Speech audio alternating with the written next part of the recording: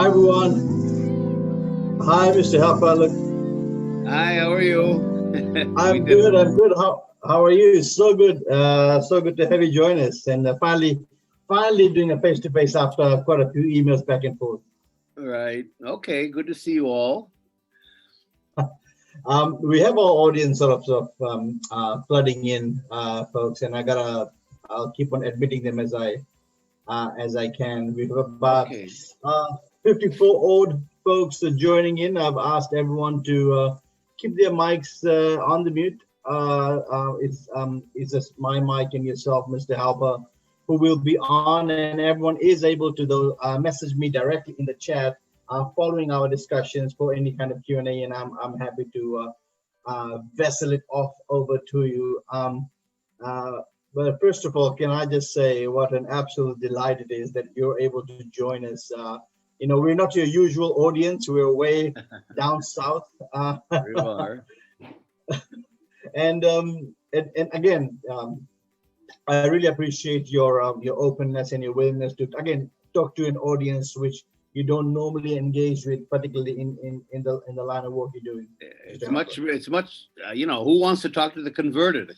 I want to talk to people that I haven't talked to before. So thanks for having me. Thanks for inviting me. Brilliant. I will keep, don't mind me, I'll keep on looking to the side just to hit the admit all button and let as many people as I can joining in. Let's give it about 30 more seconds and then we'll start. Mr. Helper? Sure. How many people signed on?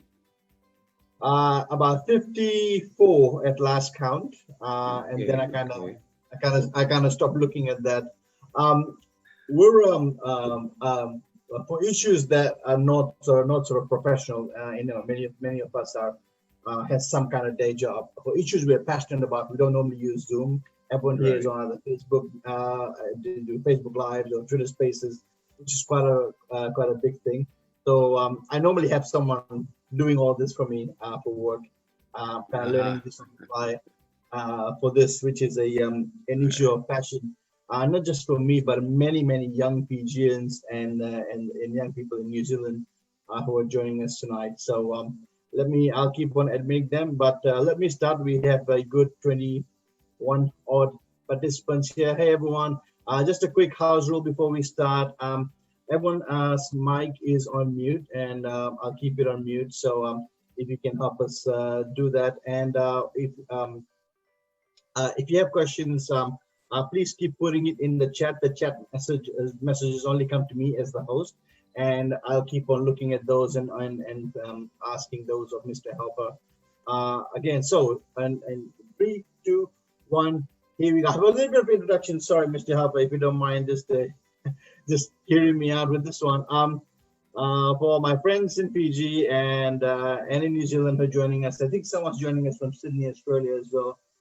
Folks, this is Try Talks on Zoom this time, not on Twitter Spaces, and I am delighted to host and have a chat with Mr. Jeff Halper. Mr. Halper is an Israeli author. He's an anthropologist. He's the director of the Israeli Committee Against House Demolitions.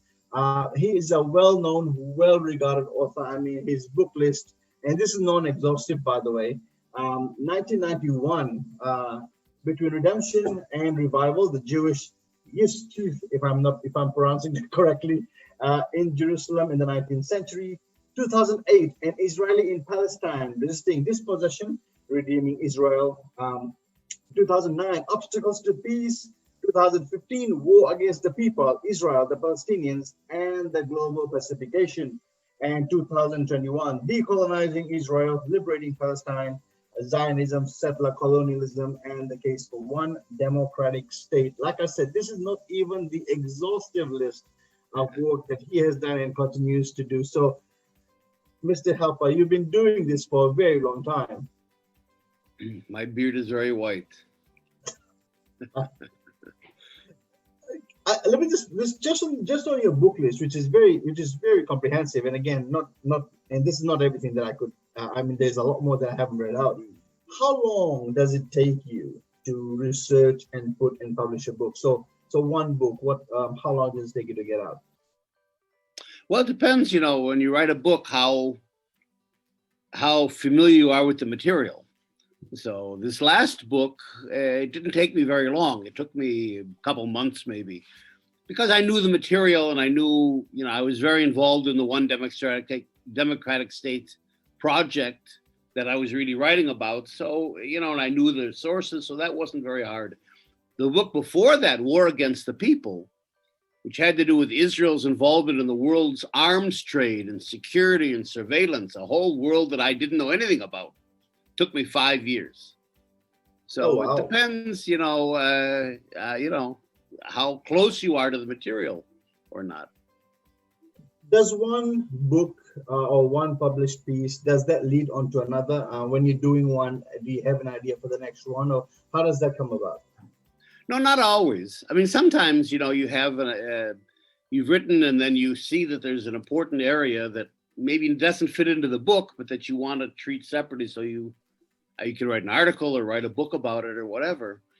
But sometimes, I write a book and it's what I have to say now. And then I'm an activist, not just an academic, but I'm an activist. So as I'm doing my activism and things develop and the situation changes, you pile up new thoughts and new experiences, and other people have written things and things happen. And at some point you say, well, okay, now, in some ways, this latest book, Decolonizing Israel, Liberating Palestine, is a continuation of the book I wrote about 15 years ago in Israel and Palestine. And it covers some of the same, but, things have changed so much. And in those days, it was a two-state idea.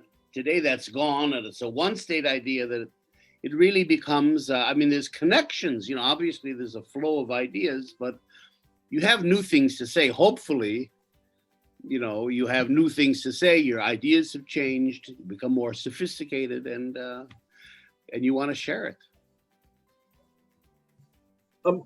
I saw your interview.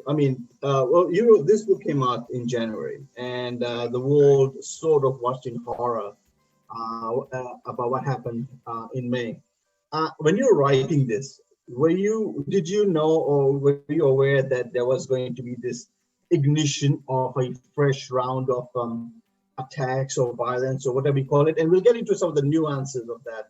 But when you were writing this book and publishing in January, did you think that there was going to be a next attack? Sure, of course. It was predictable. I didn't know the exact date. But, in other words, if you have an analysis, and that's what I want to share with you guys, not just a picture of what's happening today. What's happening today fits into a pattern, and there's a logic to it. So you have to go back to an analysis of what the problem is. What is Zionism? What is Palestinian nationalism? Is it really a conflict? That I say it's not a conflict. It has to do more with the issue of settler colonialism.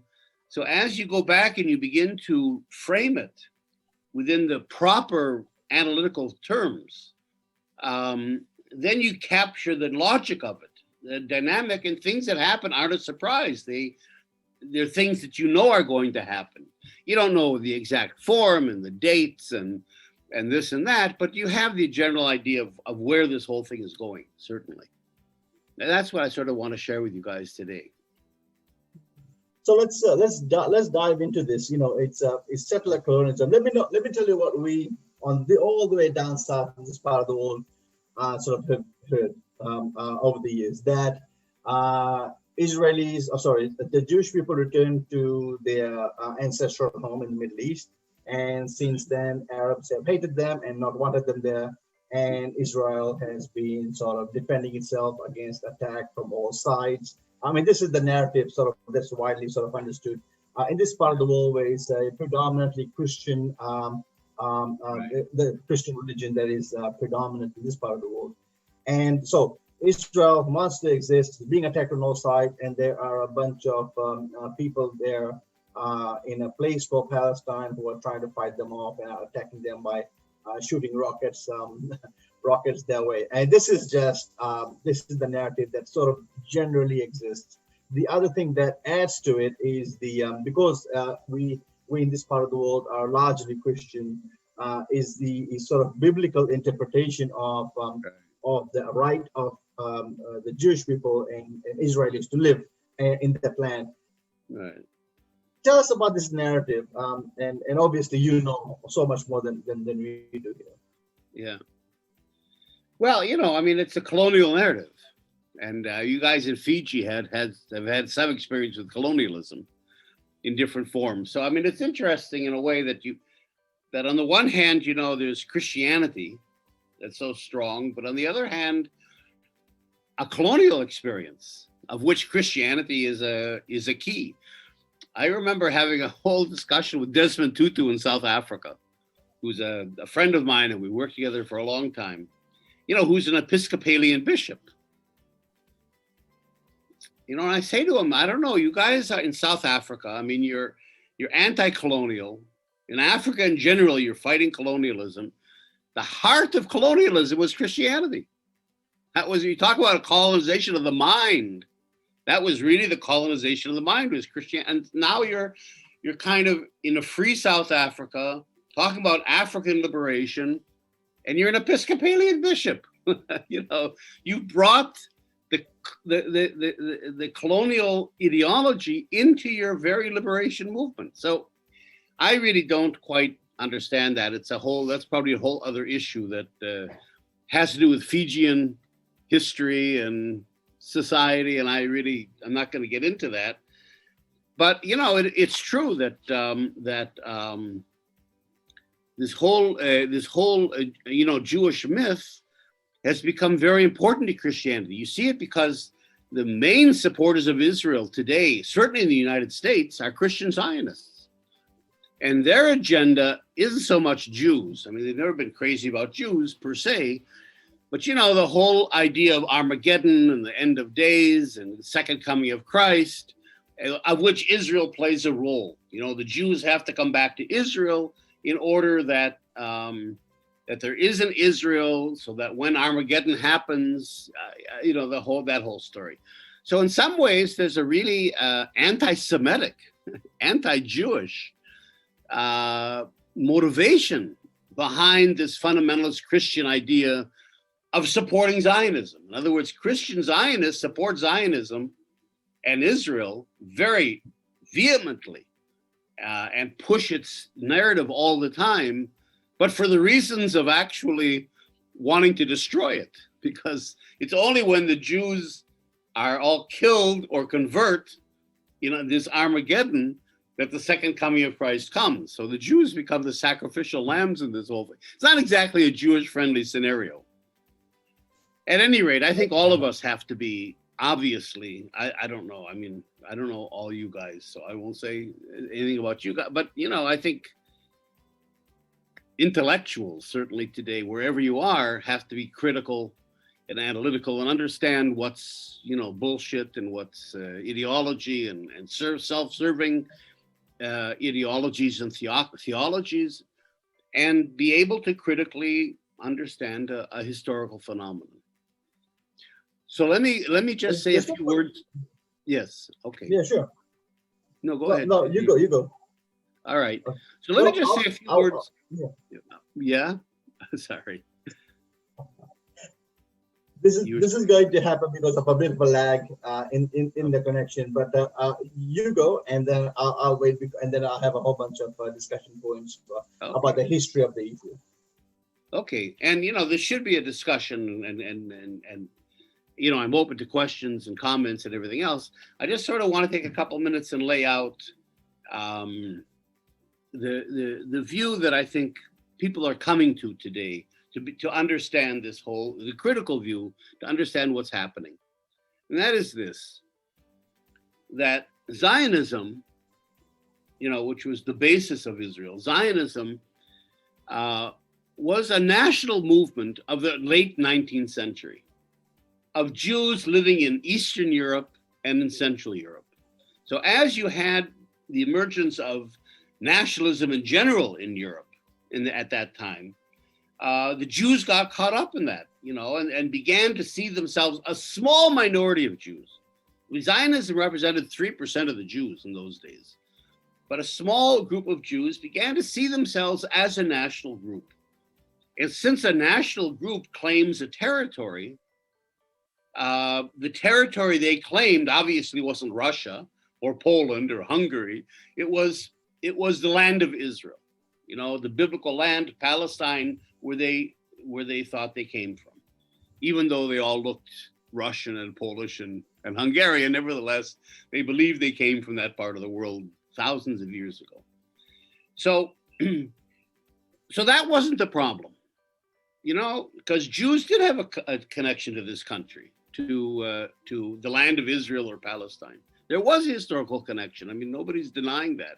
And had the Jews come here and said, okay, we're coming back to our homeland. We see this as our homeland.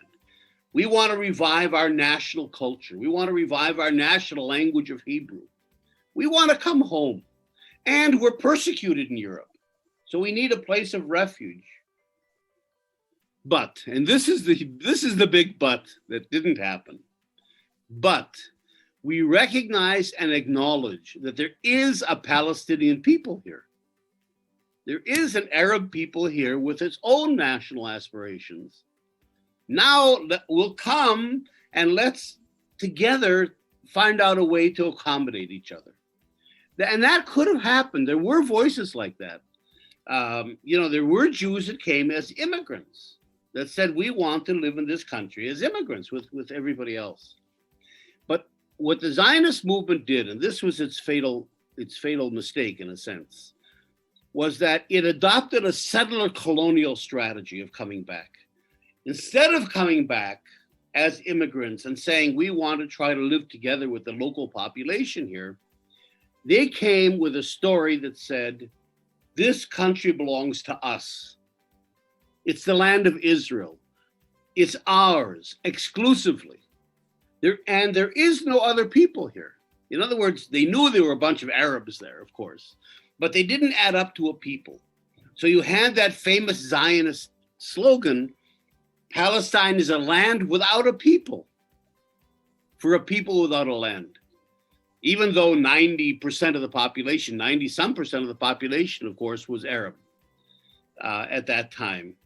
So they decided to take a settler colonial approach. What does settler colonialism mean? It means that you're not coming as an immigrant to integrate into the society. You're coming as a settler with the intention of taking the country over. In other words, they came with the idea, and this is the term they used, to Judaize Palestine, to turn an Arab country into a Jewish country, to turn Palestine into the land of Israel. And every settler colonial movement invents a narrative, a story about why the land belongs to them and not to the people living on it, you see? And of course, Zionists had a ready-made story, which is the Bible. I mean, written by us, our story, but put in the mouth of God. So now God gave it to us. I mean, who's going to argue with that? And that became the narrative, that we're coming back to our country, but it belongs exclusively to us. Because if you go into the Bible, into the Old Testament, especially the first book, 5 books in the Bible and Joshua, it's a book of genocide. I mean, the Jews, they weren't Jews in those days. The Israelites, the Hebrews, Judeans, whatever you wanted to call them, were commanded by God to kill every Canaanite, every man, woman, child, animal, donkey, everything. It was a genocide. The Bible is a genocidal book, that part of the Bible. And that became a very convenient source of Zionist nationalism, Not that we're going to come in and kill everybody here, but that God gave us his country, it belongs to us, and at least we have to displace the local population because this country has to be populated by Jews. It has to be a Jewish country. So that was the basis of Zionism 125 years ago, settler colonialism. And they came in, and then after World War I, Zionism had the benefit of being supported by the British. You had the British mandate, and the mandate of the British to rule Palestine was dictated to the British by the Zionists through the League of Nations. So it was sort of a proto-Zionist regime that the British had until 1948, when the state of Israel was declared. And at that time, the UN in 1948 decided to partition the country. The UN had no right to do that. I mean, the British were colonists, and the UN, in a sense, was acting as a colonial entity. What right did the UN have to say to Palestinians, this is what we're going to do to your country? But it didn't.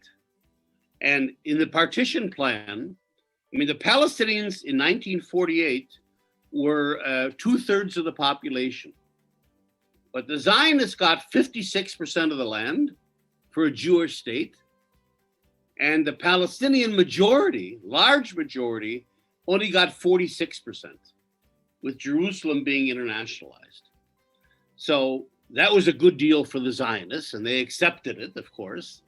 You know, a minority, new immigrant colonial population. Now the UN is giving it more than half the country. The Palestinians rejected it and resisted. And you had the 1948 war, and about 750,000 Palestinian refugees Palestinians were driven out of the country at that time. I mean, it was a war, but Israel always had the upper hand. I mean, it's always cast as the David against the Arab Goliath. But in fact, Israel had a military advantage partly because it was able to import weaponry from Europe and even from South America, airplanes and different kinds of modern weaponry. So it easily overcame the Arabs in 1948. And then we start the story. You know, you have the state of Israel that takes 96% of the land of the Palestinians within the borders of 1948. That is Israel today, and expels 85% of the population, and puts the rest of the Palestinians that remain, the 15% that remain, in a kind of a military government rule, you know, kind of as people under military rule, and took the land. And that's what settler colonialism wants to do, is take the land and displace the indigenous population. And then in 1967, it happened again. You had the 6-Day War, and Israel came in and again displaced the population and took the land. So that 62% of the land of the West Bank now belongs to Israel, and Israel annexed East Jerusalem, of course. So that set up the situation. Palestinians have been resisting all these years, but in settler colonialism, you know, the point that you have to understand is that this isn't a conflict. We always talk about the Arab-Israeli conflict or the Israeli-Palestinian conflict, but a conflict is between two sides, right? And the sides are fighting about something. And the way you resolve a conflict is through negotiations and compromise, and you get to some kind of a deal. But settler colonialism is unilateral. There aren't two sides. When the Zionists came to this country, they didn't know about Arabs. They didn't want to know about Arabs. The Arabs meant nothing to them. They were simply obstacles to kind of be moved around because they were sitting on our land, you see? And so there was never negotiations with the Palestinians until today. Israel has never recognized the existence of a Palestinian people, let alone its national rights. And it can't recognize it structurally. It can't, because if you come in and you claim that this country belongs to us, and you acknowledge or recognize another people's claim to it, you're undercutting your own claims, you see? So structurally, Israel, the minute it admits that there is a legitimate Palestinian presence in this country, or this country was an Arab country, you know, what's called the moral basis of Zionism goes away, you see, and then we become colonists. The only way we can avoid being colonists is if this country is seen as normally belonging to us. And there is no more Arab presence. We erase the Arab presence. We erase the Arab political claims. We erase Palestinian culture. And that means then that the Palestinians, of course, don't accept their own erasure. So that means that they resist. Who would, right? Who would, right? That's right, exactly. But their resistance, you see, is not legitimate because they don't exist as a people. They have even the international law that allows colonized peoples to resist in armed resistance isn't applied to Palestinians. You see, and so that their resistance then is criminalized. It becomes terrorism, and if it becomes terrorism, of course, then it's immoral and it's terrible. And Israel has every right, as Biden said a few weeks ago, Israel has every right to defend itself. So you can see how this whole thing is structured in such a way that Israel comes out as the North, and that's what settler colonialism wants. How does settler colonialism win? When people perceive the country as the settler country, not as it was, when the indigenous had it. So if you in Fiji say, I want to go to Israel and I want to see the Jews living in Israel, and Israelis are Jews, and it's a Jewish country, and there's no reference at all to Palestinians, then settler colonialism has won. And I think what's happened today, just to finish up, is that for a long time, I think Israel was winning in terms of popular perceptions, but I think that's changed. Certainly, we can see after these attacks on Gaza, even in the US, a tremendous upsurge of support for Palestinians of the peoples all over the world. The Israeli ambassador to the US said last week, we've even lost the American Jews. They don't support us anymore. All that's left for Israel are the evangelicals. You see, now I don't know how that connects up to Fiji, how much your Christianity there is an evangelical fundamentalist kind of Christianity, and that becomes a problem then because it's based on this biblical reading that's wrong, but you go tell that to religious people, but I think certainly in the US and in Europe, Christians who are not fundamentalists, like the Methodists, like the Presbyterians, like the the Quakers and the men, all these other churches have, with the rest of the American public and American Jews, become much more aware of what's happening and critical of Israel and supportive of Palestinian rights. Whereas the evangelicals in the US and other places have remained very pro-Israel. But again, for Christian reasons, not really pro-Israel. Pro-Israel until we all die and Jesus comes back again. So that's not exactly pro-Israel. So the only way out, let me finish this way.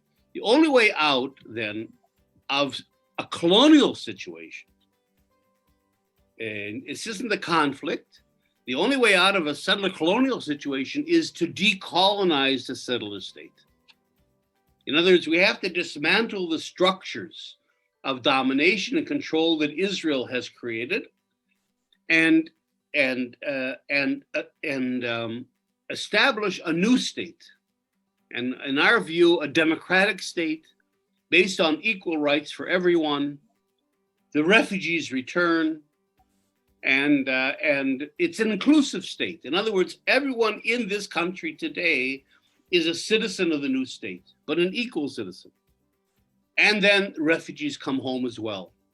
So it's not going to be a Jewish state because the majority population will be Palestinian.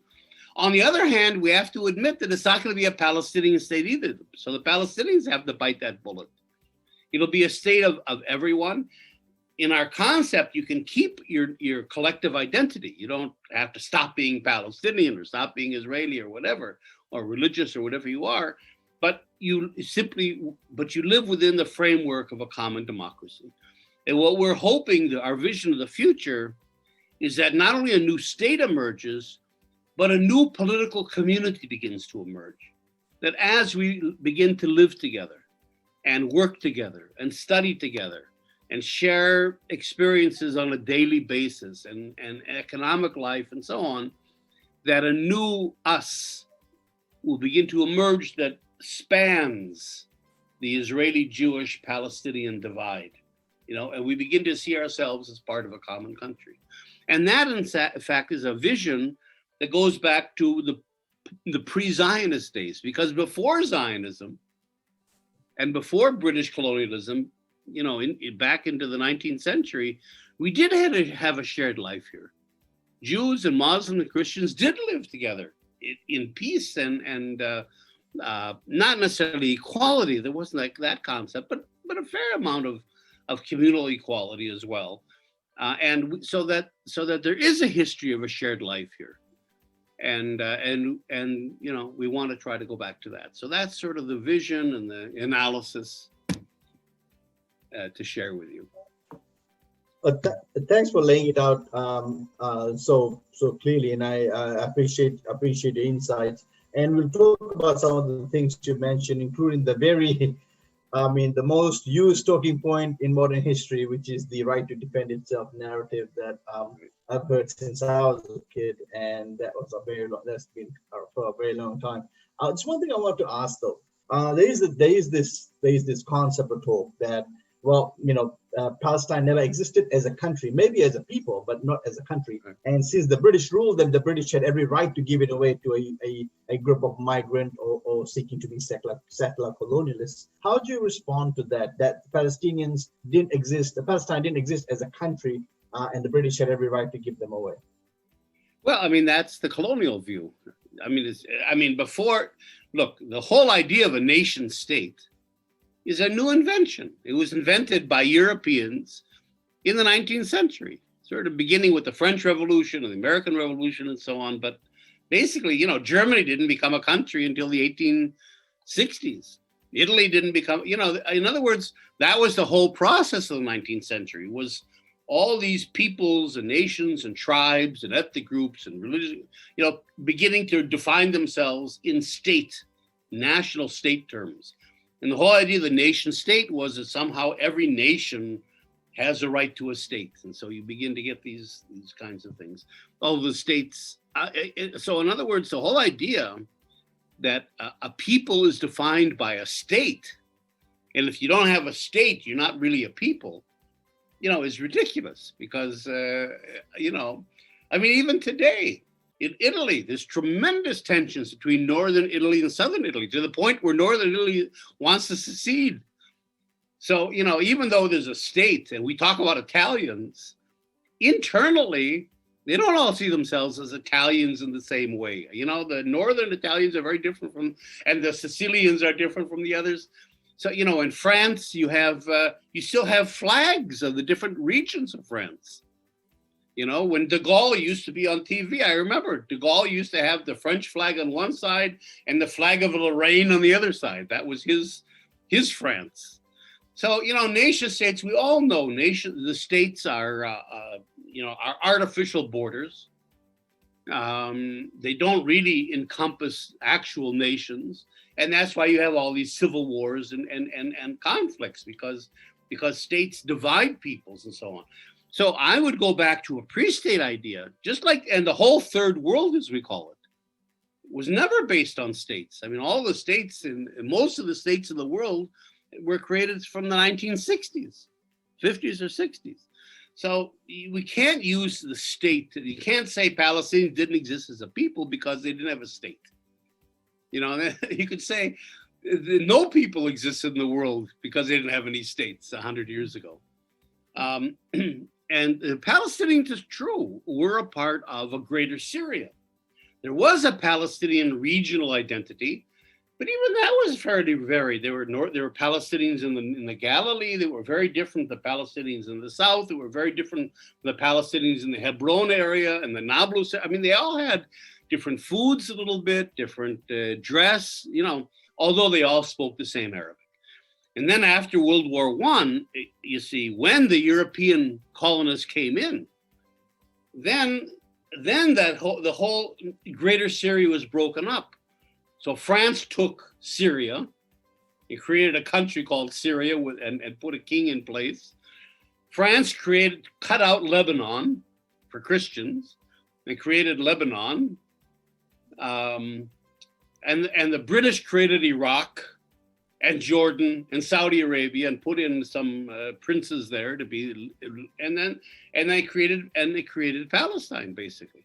So after World War I, when all of a sudden there's a British ruled Palestine that is now being contested with the Zionists, that's when a Palestinian identity began to emerge in the modern national sense that we use the term today. There was always a Palestinian people here. I mean, they have ancient roots here, but they didn't see themselves as a people in the national sense that we do today. And the Zionists, of course, always had that national idea because they came out of Europe. So they were coming out, but until today, the majority of Jews in the world do not see themselves as a national group. Israeli Jews do, but not the Jews in the US or in Britain or in Argentina or anywhere else, or in Australia. Jews there see themselves as a people, as a culture, as a religion, but they reject the idea. They all say, I'm an American. I'm an American. Bernie Sanders is an American Jew. He's not a Jewish national. He's not an Israeli. A Jew in Australia says, I'm Australian. That's my nationality. My passport is Australian. It's not Israeli. So even the idea that Jews are a nation is not accepted by the majority of Jews. So it's a complex issue.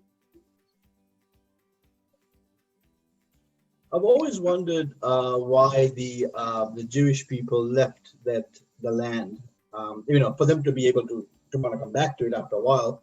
What was the reason for the departure from that land? And I'm assuming this was in the 1800s.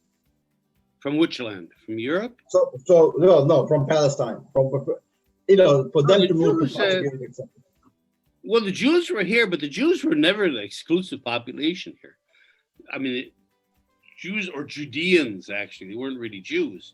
The people who were living here in the biblical times were living here, but they were one people among others. They were Philistines, they were Nabateans, they were Edomites, they were Moabites, they were Hittites here. There were other Canaanite groups, and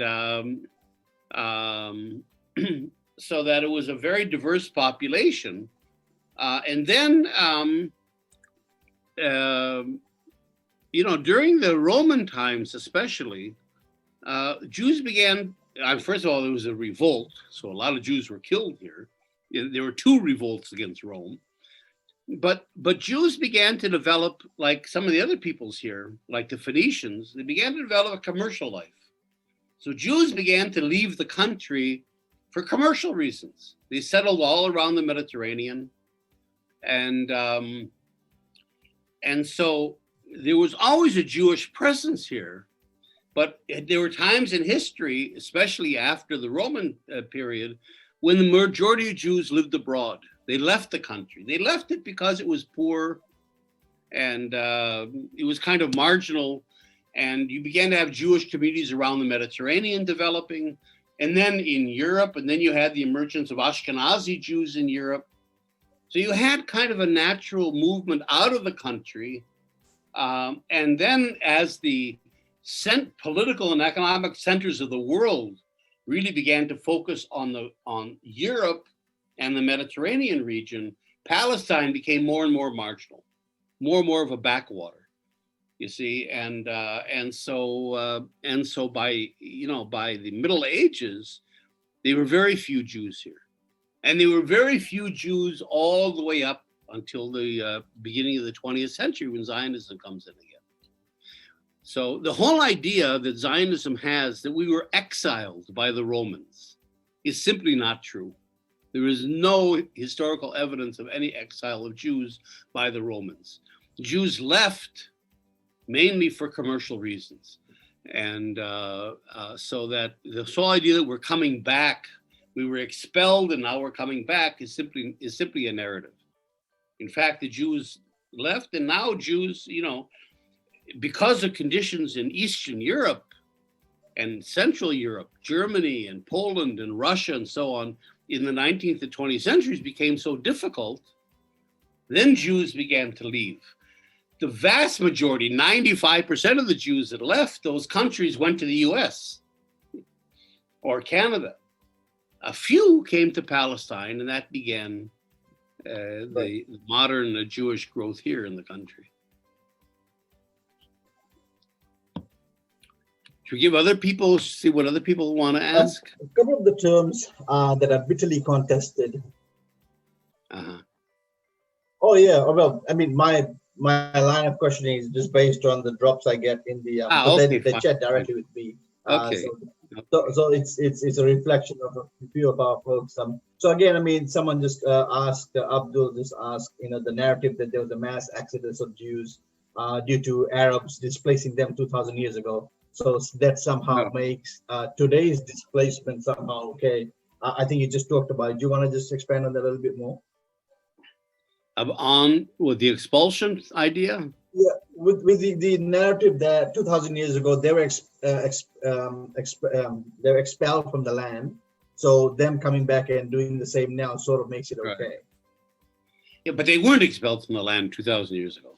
That's like I said, every settler colonial movement invents a story about why the land belongs to them. I mean, why? On what basis do the settlers have to conquer the land from the indigenous people? So they have to have a story that justifies that conquest.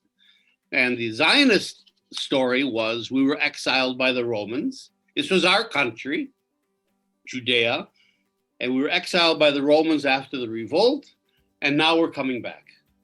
But like I said, in history, there is no evidence whatsoever of a Jewish exile.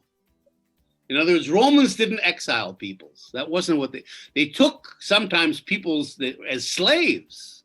I mean, they did take a certain number of Judeans as slaves to be sold, but they didn't expel the Jews from the country. And I mean, on the contrary, pardon me? The Romans did that to a few people, didn't they?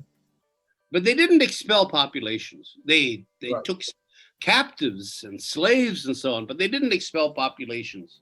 That wasn't a Roman practice. And in addition to that, just after the Roman revolt, like 50, 100 years later, you have a tremendous Jewish flourishing here in Palestine. The Jerusalem Talmud, you had all these Talmudic academies, religious academies here. There was a flourishing in the first and second and third centuries of Judaism here in Palestine. So, it's clear that there was not only a Jewish community here, but a very vibrant Jewish community after the Romans. So that whole story of exile is simply wrong. And again, Jews left mainly, for commercial reasons. So the idea that they're coming back, I mean, again, no one is against them coming back. When the Zionists came, the Palestinians welcomed them here. I mean, there was no... Jews, there were Jews in this country before Zionism. They were what we call Sephardic Jews that were Ottoman citizens of the Ottoman Empire. There were some Mizrahi Jews, some Jews came from Yemen, they came from Syria, they came from even from North Africa. So there were Jews here. So like I said before, had the Jews come as immigrants, if the Jews had said, we want to return home, but we want to return home and live together with Palestinians, that would have been fine. No one is against the return. What we're against was the fact that you can't return as a colonist. That you can't do. You can't come back to a country and say, this is my country, I want it back, or I want it, or whatever. You can't do that. That's a crime against humanity. So like I said, the fatal flaw of Zionism wasn't coming back, but it was coming back as settler colonists that then violently displaced the Palestinian population and took its land. There's nothing in Jewish history or any history that would justify that. So the problem isn't the return. The problem is the return as settlers that in order to conquer the country. Right, and that's a great point, which is the great segue to what I was going to ask next. The Israeli human rights group B'Tselem and the Human Rights Watch, they have called this whole system of the ongoing oppression. They've termed it, ethnic cleansing, apartheid, dispossession, and then you have the opposing view saying, no, it's not ethnic cleansing. That's being too harsh. Is it ethnic cleansing, or was it ethnic cleansing over the ages and currently apartheid, do you think? It was ethnic cleansing. I mean, the Zionists are very upfront about it. Ben-Gurion said in 1948, unless this country is 85% Jewish, it's not sustainable. So they had that idea, the whole idea that they came with the idea of making this country Jewish. Now, how do you make a country that's 90% Arab Jewish? If you don't ethnically cleanse the population, expel, displace the population. I mean, that's what I'm saying. That's why what's happened this last month in Gaza or Sheikh Jarrah or these other, when you asked me, could I predict that? The answer is yes, because you know what Zionism's purpose is, and that is to Judaize the country, to get rid of the Palestinians, to erase any Arab presence in the country, to eliminate the Palestinian population as much as possible, and to make this a Jewish country between the Mediterranean and the Jordan River, the whole country. So the only way you do that is through ethnic cleansing, and at least now the problem is that they only partially succeeded in ethnically cleansing the country. Today you have a Palestinian majority in this country. If you take the whole country between the Mediterranean and the Jordan River, historic Palestine, the majority population is already Palestinian. And that's before the 5 or 6 million refugees return. So what Israel has done, and that's where the apartheid, now what do you do? Well, that's where the apartheid regime comes in. So what you do is since you can't kill them, and you can't expel them too much. I mean, that's difficult. You're still living in a fairly transparent world. So Israel can't get up and expel the Palestinians. They're kind of stuck with them in a way. So what do? You confine them, just what South Africa did. You confine them to little Bantustans. So the majority population today, which is Palestinian, is confined to little enclaves on about, let's say, 12% of the land. You see, there's what we call in the West Bank areas A and B. There's little isolated ghetto communities in East Jerusalem. In Israel, where the Palestinians are 20% of the population and are citizens of Israel, they're confined to 3.5% of the land. And then Gaza, which is like a concentration camp, which is a closed prison, so that the Palestinians are confined to about 12% of the land of the country, and the vast majority of the occupied territories are not given citizenship, so they're stateless. And Israel can't give citizenship. It claims to be the only democracy in the Middle East, but it rules over 5 million Palestinians with no citizenship, because if it gave citizenship, it wouldn't be a Jewish country. So the same dynamic of South Africa is working here. How do you make South Africa a white democracy? You do it by creating apartheid. And the same is true here. How do you make this a Jewish state where Jews are the minority population? You do it by apartheid and confining Palestinians to these little enclaves. There is a relation here to Fiji, and I don't fully understand myself, but there are many here who of the indigenous folks who think they're part of the lost tribe of Israel. I mean, you're the anthropologist. Is there a thing, the lost tribe of Israel, or is that just someone's interpretation of what was in the religious texts?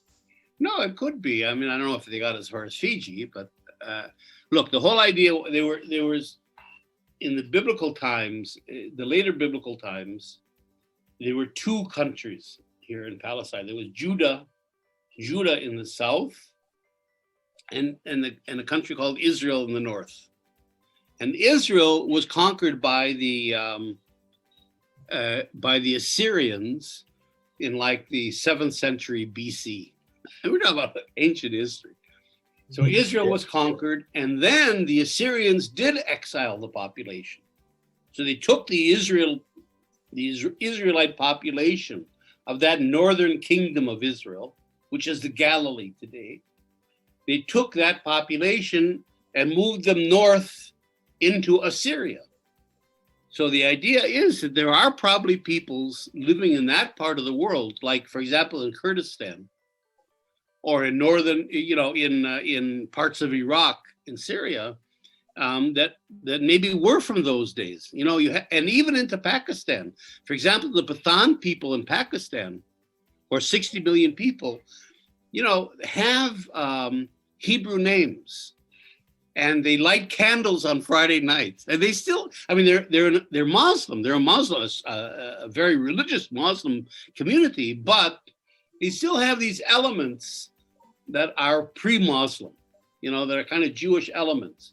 And you see it in other places as well, in parts of Kurdistan. And so it could be that they were, obviously, they were Jewish populations there, and they had a cultural influence. It doesn't mean very much. These aren't, like, the Pathans aren't going to all of a sudden discover they're Jews and come back or something. They're their own people, and they're Muslims. But still, you have the Moranos in Spain as well, that are like that. But yeah, so there might have been some historical thing to the lost tribes, but it doesn't really mean, it's a kind of historical curiosity. It doesn't really mean very much today. Yeah, in this part of the world, though, the issue is built as a Jews versus Muslims, or Muslims versus Jews conflict. But that's why I want to say, that's why we're trying to emphasize this idea of a shared life that Jews and Muslims and Christians had in the Middle East before the coming of European colonialism and Zionism. The Middle East was not states. First of all, most of it was in an empire, the Ottoman Empire. Not all of it, but a good part of it. And there was a lot of movement. People were coming and going, and they had trade relations with each other. There were more railroads in this part of the world 100 years ago than there are today. You didn't have the borders. And people moved, and they had family here and family there and friends, and they were, and it was a very multi-ethnic, multinational, religious region of the world where people moved all the time. They moved around and did trade and shared political ideas and shared religious rites. There were a lot of Muslim and Jewish sites that were shared religious sites, tombs of saints, for example, that were shared together. And in all kinds of ways, so that again, the history of relations here is not a history of conflict. Most of the conflicts in this area came from the outside, the Crusaders, or different kinds of invasions, or the European colonists. They weren't internal, and certainly Jews and Muslims really had a shared culture, a shared life here. And that has to, but you see, that idea doesn't fit the Zionist narrative very well, because we want to be enemies, because that's the only way in which, if we can justify what we do to the Palestinians, if they're our enemies. So I think we have to, in all kinds of ways, we have to try to counter these popular ideas that Israel is trying to spread in the world. Let's talk about present day right now. And in May, when the world watched, all the deaths and the bombings, etc. I want to ask you about your thoughts on the role of Hamas and the Palestinian sort of political movement in this. These days people say, Israel is defending itself, they're firing rockets, so of course we have to go and blow a few buildings down in Gaza over and over again.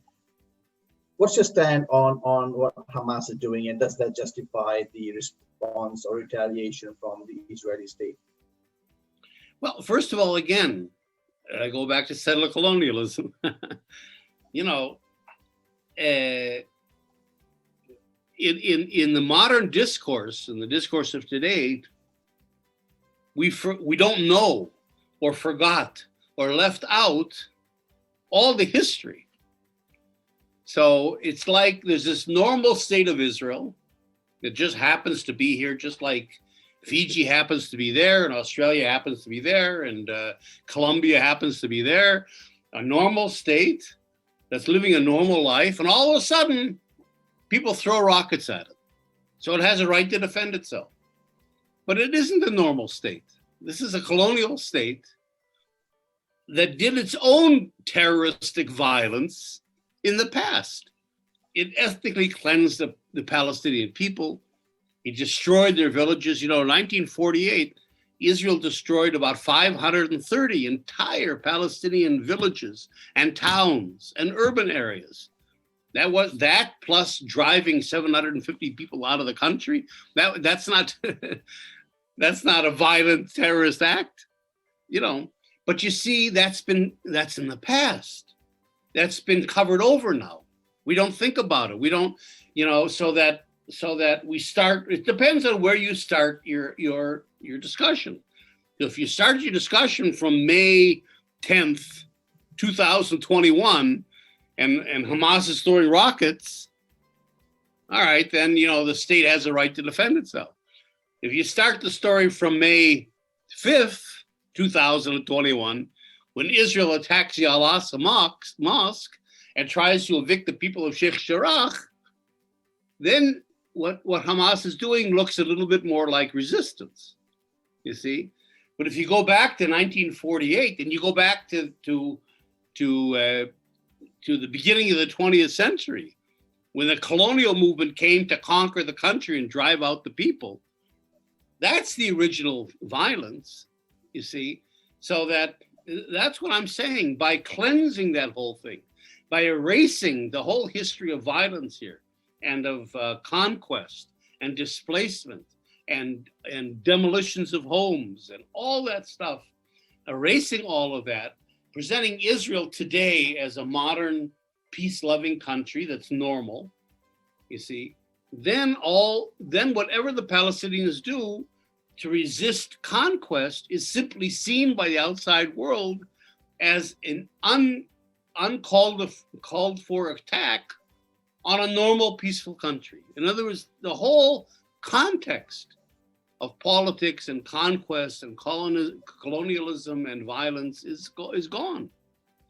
And that's what we're trying to do, to put everything that's being done in that kind of a context. So what Hamas did, from our point of view, is resistance.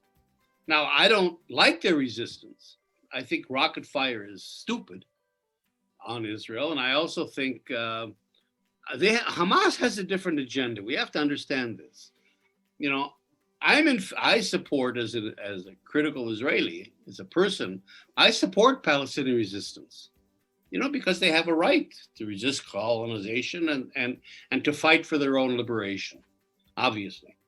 But that's not what Hamas is really about. Hamas is a fundamentalist religious organization. So their agenda is religion. It isn't a national struggle. So last week, this guy Sinwar, who's the head of the military wing of Hamas, said to Israel, we're going to attack you again if you touch the Al-Aqsa Mosque. I mean, nothing about occupation, apartheid, Palestinian rights, liberation. That doesn't bother him. What bothers him is Al-Aqsa, you see? So I think there's a religious agenda here that has nothing to do with national liberation. And that's where I'm not, you know, I think, you know, certainly there's religious sensibilities to this whole thing, but the issue is much more than Al-Aqsa. And so Hamas, Hamas, I think, has taken the wrong strategy in attacking Israel militarily because it can't possibly win. And on the other hand, even when it gets points, political points, its points are more in the religious sphere than they are in a political sphere. Right. Speaking of the political sphere, with the political setup now and the sort of the political leadership change in Israel, how do you see next steps? Is life for Palestinians going to be the same under a new leadership, or what's your views on what's going to happen? Well,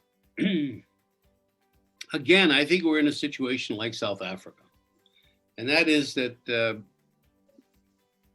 Israeli Jews, as a settler community, aren't going to dismantle their form of apartheid. They're not going to dismantle their control of the country. I mean, why would they? And why would they? They're on top. They're dominating. They're enjoying everything. Why would they want a Palestinian state, that they would see as something that's inherently hostile to them in the heart of their own country? Because what we call the West Bank, Israelis call Judea and Samaria. That's the heartland that's the biblical heartland. We're going to give Hebron, the city of Abraham, to Palestinians. What? You see, so Israelis are not a party to any peace process. No settlers are. The settlers will resist that always. You saw that in South Africa, where the whites were not partners in terms of dismantling apartheid. So I think we have to adopt the same strategy that the ANC had in South Africa. And that is, we have to bypass the Israeli public. We have to bypass the Israeli government, because they're hostile. We're never going to convince them that there should be equality in this country. That's not the whole purpose of Zionism. The whole purpose of Zionism is that this is a Jewish country. So they're not open to the idea that this should be a country of equals. And so I think our strategy has to be, who's our only ally? Who's the Palestinians' only real ally? You guys, the international civil society, the peoples of the world are there. And I think more and more there's beginning to be an understanding of the Palestinian issue and support for Palestinians. I don't know about Fiji. I don't know if you guys have a Palestine Solidarity Committee there, but I mean, I've been to New Zealand, at places you wouldn't expect, Korea, China, the Faroe Islands. I mean, there are places I've never heard of that have Palestinian Solidarity Committees. I mean, it really is, I was in Seoul, South Korea, a couple of years ago on their Student Day, which is like their Independence Day, and it was dedicated to Palestine. And in the center of Seoul, there's a big plaza, and they had a huge screen, and the main hip hop band of South Korea was playing a song for Palestine. So I think the Palestinians have the support of the people, not the support of governments, you see? And so our job has to be there has to be a political program that we're missing today. You see, the two-state solution died, or never was, but it hasn't been replaced by anything. So we have no program. We have no political endgame that we're trying to advocate for. And that's a fatal flaw. You can't have a political struggle without an endgame. So that's what our group, the One Democratic State group, is trying to do: insert a political program, a Palestinian-led program. And if we can do that, then we can go to all of you and mobilize you around this program of liberation, which has to do with establishing one democratic state in this country. And I think that the international civil society would support that. And then your job would be to get your government to change its policies. Back in the days of apartheid, government supported the apartheid regime in South Africa. They didn't support Mandela and the ANC. And it was only people of my age all over the world that were engaged in the anti-apartheid struggle that finally led to the collapse of apartheid. And that, I think, has to happen here. The only collapse of Israeli apartheid that's going to happen is if there's international pressure. It's not going to come today from governments, but it can come from governments if the people let the governments know that that's what they want and begin to pressure their own governments. So I think, but with the missing element in this whole thing is a political plan. So we have a 10-point program, the One Democratic State campaign, a 10-point program that you can find on our website, which is onestatecampaign.org.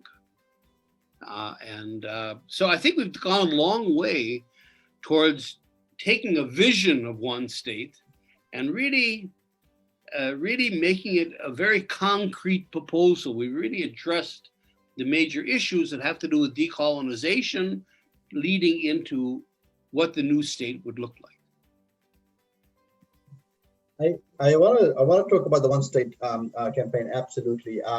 Firstly, the answer to your question about a Palestinian solidarity network, we had a tiny one PG, mostly active on Facebook, but kind of dormant right now, and maybe let's see if we can get that back up. Before the one state solution, because I am reading your book, the 2021 book, and I haven't got to the 10-point plan part yet. But before that, Mr. Halper, this successive support, the unrelenting support that the Israel state gets from the U.S. and successive U.S. presidents and vice presidents, and you have Republicans and right. Powerful state act that seemingly happens in Israel as far as its response to attacks from within Gaza, etc.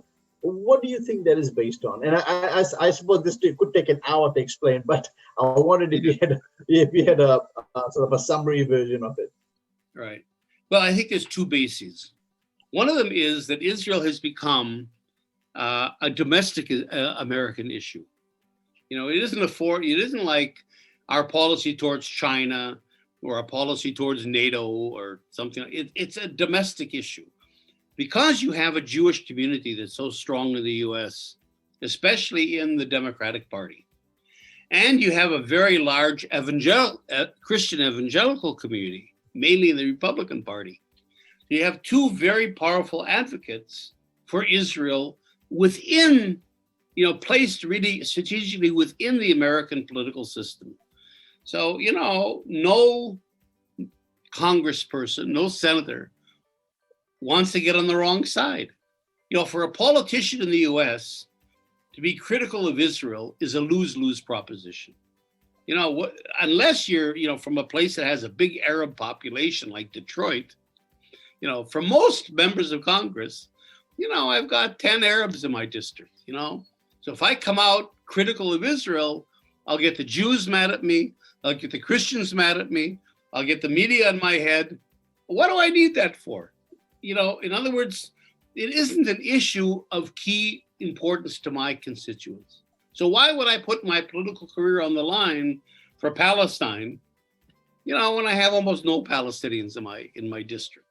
So there's sort of a built-in pro-Israel bias to this, even or if not pro-Israel, just shutting up and not saying anything about it and voting the right way, because you don't want to be targeted by the Israeli lobby.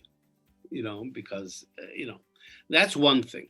The second thing is, and this is what I write about in my last book called War Against the People, that Israel has really placed itself very solidly in the international military arms and security and policing system. So you have to look at the occupied territory, including Gaza in particular, as a kind of a laboratory. What happened in Gaza last month was not a war. It was really a military exercise, testing new weaponry on the Palestinian guinea pigs. That's really what it was. And if you look at Israeli weapons industry websites, they'll say, buy our navigating systems, field tested in Gaza. Buy our artillery, proven in combat in Gaza. I mean, they use Gaza as an advertising thing. So Israel then perfects these kinds of what I call technologies of repression, and then exports them to countries all over the world.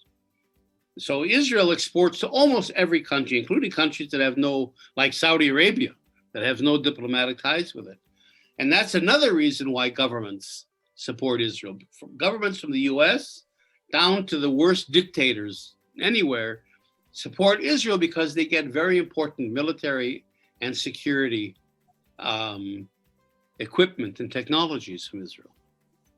So those are the two reasons I would give. Okay. What about Palestinian Christians? How are they? I mean, if you look at the religious aspect of it, and yes, they made it out to be Muslims versus Jews, but I know there's a Palestinian, there's a Christian population in Palestine and in Israel. How did they fit into this? Well, they're a very small minority. The Palestinians in the West Bank today are about 1% of the population. Because they've been targeted. The Christians here, the Christian Palestinians, are for the most part middle class.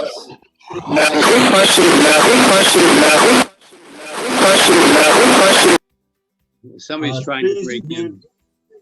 Yeah, I know. I don't know. I can't see anyone who's unmuted, but if you can all mute yourself. Is this Fora, maybe?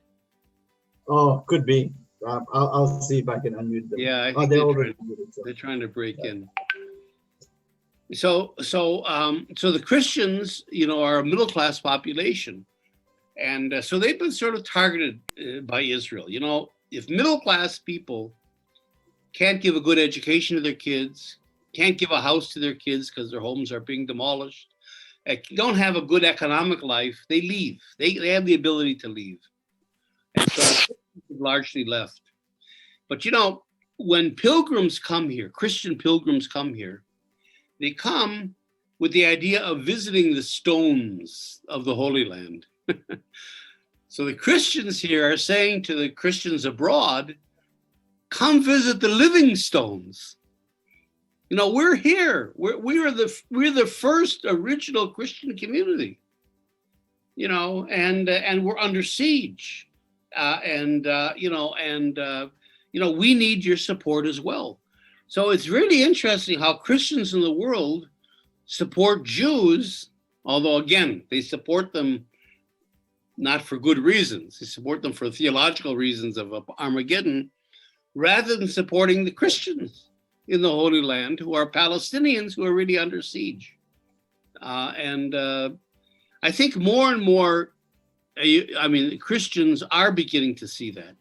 And there's beginning to be more and more support for Christians. But again, it's very hard with the evangelicals because they have this strong, they're defined by this Armageddon idea. And that's why they call themselves Christian Zionists, you see, but they're not Zionists in the positive sense of really supporting Jews. They're using Jews for their own theological ends. Fast track, the Armageddon, the teachings in the Bible. That's right. You mentioned it earlier about evangelicals in the U.S., but you also referenced, and I think the former Israeli ambassador, referenced that we're losing the American Jewish community. Yes. And then when you see narratives and comments from the Jewish organizations like the Jewish Voices for Peace, etc. Right, do you think that the needle has definitely shifted? And do you think social media and the pictures and images coming out from Gaza and the West Bank play a role in this? No, for sure. No, I really think, as I said, that public opinion has shifted. I think Israel has lost it in the court of public opinion. And that's why they're so shrill. Israel is so much concerned with BDS and so, pushing this idea of anti-Semitism. Anybody that criticizes Israel is anti-Semitic because their back is to the wall, and I think people get it today. And especially because human rights discourse has become so important. What Israel is doing is it's shocking to American Jews, for whom human rights are really important, and civil rights, social justice. So for a young generation, I think for the young generation in particular, there's a tremendous shift towards the Palestinian cause. The problem with that, like I said before, is that without a political program to mobilize around, I mean, it's great that you're pro-Palestinian, but what do you do with that? You see, you're stuck because you don't have a program to fight for. And that's where the Palestinians have to work really hard to formulate a political program that they can insert into this process. And then they can mobilize that tremendous support that I think is out there. Which it's a great segue to talking about the one state program and the one state campaign that you're involved in, and you're covering that in your book, Decolonizing Israel and Liberating Palestine. Right. In the organization that you work with in dealing with that or in trying to espouse that, are there Palestinian voices who are part of it as well? No, this is a whole Palestinian-led campaign. I'm one of the activists. I'm one of the activists, but you know, most of the people in our group are Palestinian. You know, Palestinians either from within Israel or from the West Bank or Gaza. We have quite a few, and our Palestinian membership is growing and growing. There's a small group of Israeli Jews that support this initiative, like me, Ilan Pape, you know, whose name people might know. He's a well-known historian, right, and others. But basically, it's a Palestinian-led. This has to be Palestinian-led. And we can support it, and we do support it. But yeah, it's a Palestinian initiative. The one democratic. And the one state campaign. That's yeah, right. The one state campaign, the one state program, so in a nutshell, aims to have equality for both one state with equality for all races, Palestinians, Jews, Christian, Palestinian Christians as well. The idea is that there's a country here, Palestine, between the Mediterranean and the Jordan River. And everyone living in that country should live as an equal citizen. So it's one person, one vote, one citizenship, one parliament, one legal system, equal rights for everybody. So the whole idea of citizenship. So it's not a state that's based on religion or ethnicity or nationalism like Israel is. It's a state based on equal citizenship. Now, in that state, refugees, who are really our citizens, they were driven out, they still are, have the right to come back. So whatever refugees there are have to come back, are allowed, or you know, we are welcome to come back to the country and be reintegrated. That's one piece. A second part of it is that still we realize that there are collective identities here. There are Palestinian Arabs who want to be Palestinian. There are Israeli Jews who want to be Israeli in some way. There are religious people here. There's other ethnic groups here. You know, there are about 200,000 Russians that live here who aren't, you know, who are Christian or not anything really. They're Russians. There's about 40,000 African asylum seekers here that have become a part of the population. So it's a diverse population. So our idea is within the framework of a democratic state of equal rights for everyone, you can have your collective identity. That's okay. It can be a pluralistic state. You can have a museum, you can have newspapers, you can have your language, you can have a university if you want to. You could, you know, in other words, you have the ability to maintain your collective identity within the framework, again, of a pluralistic democratic state. So that's important. And then the third part is, again, this idea of over time, a new civil society, a new political community begins to arise, especially among the younger generation. And the younger generation tends to forget things of the past fairly quickly and moves on, you see. And so I think in daily life that will happen. And let me just give you a cute example that I use as an example of how a new shared political community could emerge. You know how important the World Cup is in football. I mean, Fiji has a team. Food. Now, huh? Maybe don't know not how in the good World you Cup, are, but we'll but you get have there a soon. team. We'll get there one day. Okay. We're good in rugby, which is a different. We're good in rugby, Okay. which is our Okay, rugby. religion. Okay. But you know how important football is in the world, soccer, football. And how important the Mondial is, the World Cup. Well, Israel and Palestine is ranked higher than Israel in the international football standings, their national team. But neither the Israeli or Palestinian team has managed to get into the World Cup. So imagine if we're a country here, all of us together, and we'll have a national team of Israeli and Palestinian players. There might be some Africans in there. There might be some Russians. There might be some Bedouins. We'll have a national team. And what if we get into the World Cup? Can you imagine, how that would galvanize the society here? All of a sudden, it's our team. It's our, and that we saw a couple of years ago how important it was for Croatia. When Croatia got to the finals, all of a sudden the world discovered Croatia. The same thing could happen here. Those kinds of things are what galvanize a population. And so I think that, if we have a shared life here and an economy and a fairly stable political system and we're living together and so on, that just the power of daily life and those kinds of experiences will eventually begin to create that's our vision. A new political community begins to emerge that doesn't erase the ethnic and national and religious elements. They're important, but that there's still a level beyond them in us that transcends them that pull us together. So that's our vision. Well, that's brilliant. And you talked about. I was going to ask you how mistrust may play a factor in whether or not this becomes a reality. But you just mentioned that it's the younger generation, which may be the way to go. That's right. No, I think so.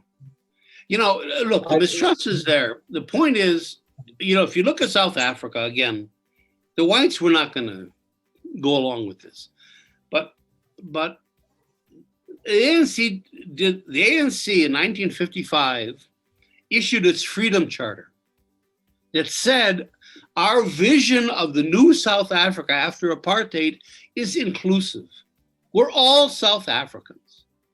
Okay, now that didn't convince the whites in any way, but it was there. And then the ANC formulated a new constitution before the end of apartheid. That was inclusive. So when apartheid finally fell, right, and the whites were forced into a transition, they were able to go into a transition because they saw that they were a part of the new society. It wasn't against them. It incorporated them.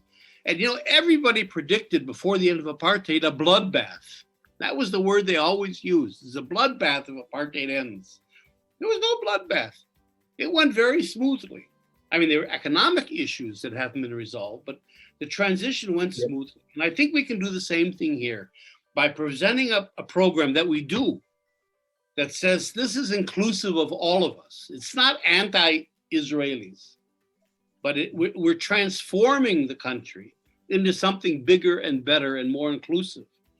By saying that when the Israeli apartheid collapses, the Israeli Jews that will not support this before then, the mistrust and they're not going to support it now. But when this transition period comes, I think partly because they won't have a choice, but also because they're welcome to join, will be able to make that transition into the new society. And that's where the young generation will really pick up the steam. Because what happened in the past, the young people forget very quickly.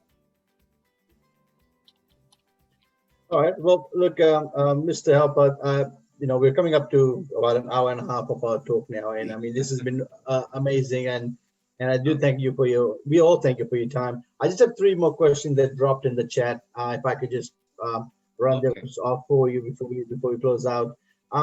there was the question about, and this has to do with the work your other organizations doing, Israeli Committee Against House Demolitions, is this ongoing encroachment and taking over and dispossession in neighborhoods like Sheikh Jarrah and some of these other places. There seems to be progressing, and there seems to be not an end to that. How do you see it's going? Is it forging ahead? And what are you doing in this space? No, it is going ahead. Israel's demolishing homes all the time, Palestinian homes. It's evicting residents from Palestinian neighborhoods all the time, as we can see, not just here, but also in Jaffa and other places. And it's building new settlements all the time to take the land. So all this is going on. Now, and we oppose it. And I think, it's hard to stop it, but I think with Sheikh Jarrah now, we might get to a place where international pressures could stop it. But it's gone on very far. Now, ironically, then, what Israel's done overall is it's already created a single state here. The one state idea isn't just an idea. It already exists. If you think about it, Israel has already created one state by pushing its settlement project, by pushing itself to rule over the whole country. Already you have between the Mediterranean and the Jordan River again. You can't get into this country from any direction without going through Israeli border controls. There's one legal system, there's one infrastructure, there's one economic system, there's one army, there's one government rule over the whole thing. So there already is one state, de facto. Now, it's an apartheid state. That's why this apartheid analysis it's an apartheid state, because it's a state in which you have two peoples that are differentiated by different legal systems. So our task then, in other words, Israel in some ways has played into our hands because by rejecting the two-state idea, it's already created one state. And so we have that basis that we can then work to transform. So that's really the thrust of what we're saying, is that Israel has created one state. Let's transform it into a democratic state of all its citizens. And so we still, we have like a two-front battle. On the one hand, we're still fighting house demolitions. We rebuild homes that have been demolished. We resist. I'm built this way because we resist demolitions. Bulldozers. I sit in front of bulldozers all the time. We resist in different ways and try to. You've been arrested too. You've been arrested as well, right? I've been arrested many times. And we appeal to the international public, and that's all good. But at the same time, we really have to think politically as well, not just resist, but what's beyond resistance? What do we want? And that's where the political program comes in. So we have these two fronts to fight. We have to fight the immediate occupation and oppression and repression and violence that the Palestinians are suffering, but at the same time, fight for a better future for everybody. One question here is that it could be a bit cynical, but back on the U.S. support for Israel and its actions, is there an underlying motive, or is it, as you've explained quite well, I think, just the political base that the politicians are trying to appeal to or appease? A what base? Just the political base that the Israeli support, the Jewish support, the Jewish lobby have in the U.S. You think the underlying U.S. support is just because of that? They don't want to go against and potentially lose votes and jeopardize their political career. I think it's changing. But yeah, that's.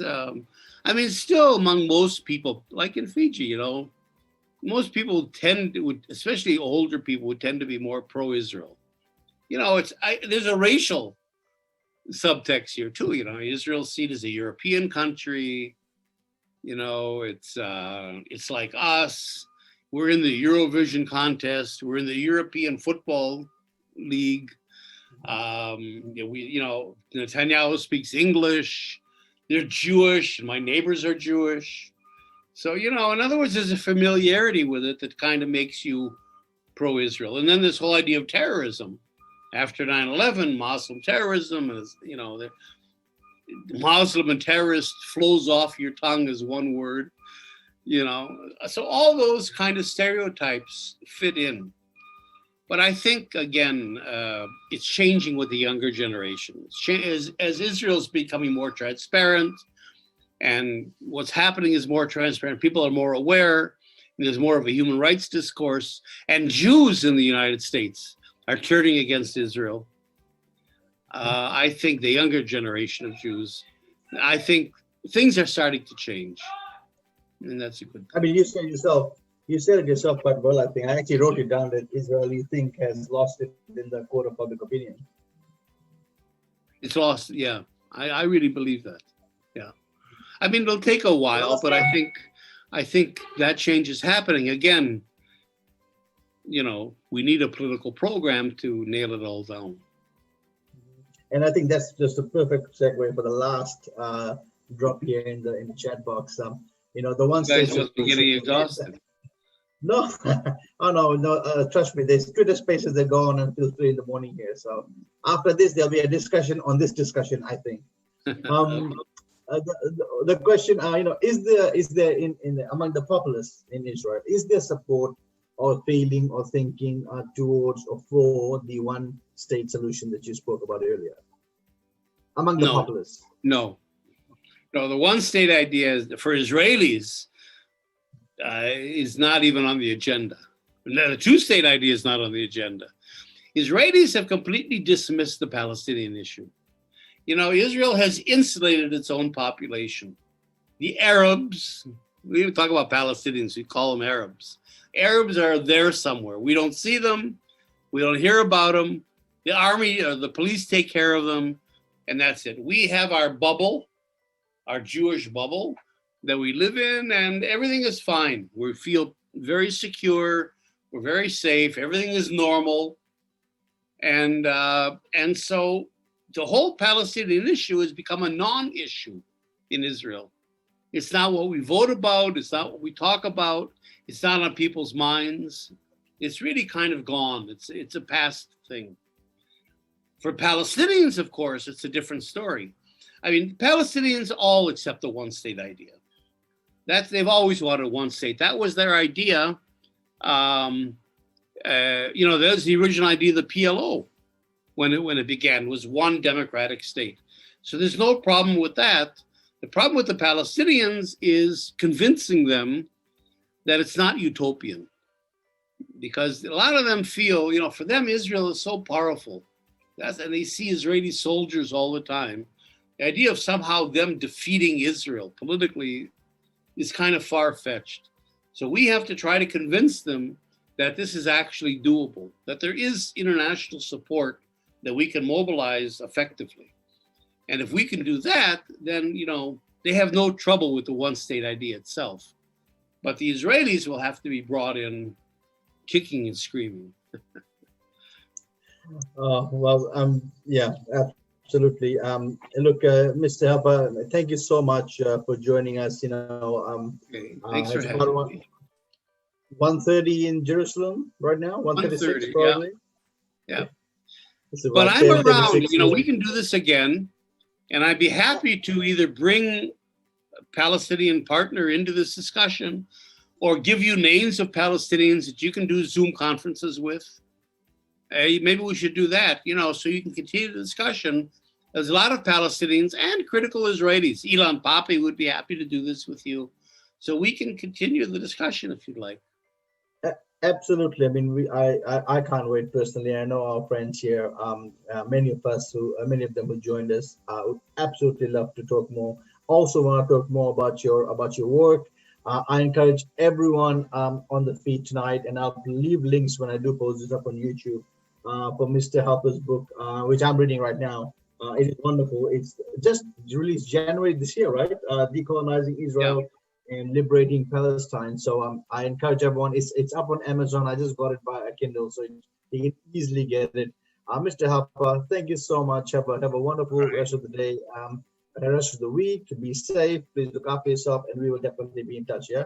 So from Great. all Thank of us you in all. PG, our way of saying is a big binaka, which is thank you in Fijian. It's okay. All right. Thank you much for having me. And glad to do it. Shalom, shalom. Bye, everyone. Catch you later. Bye.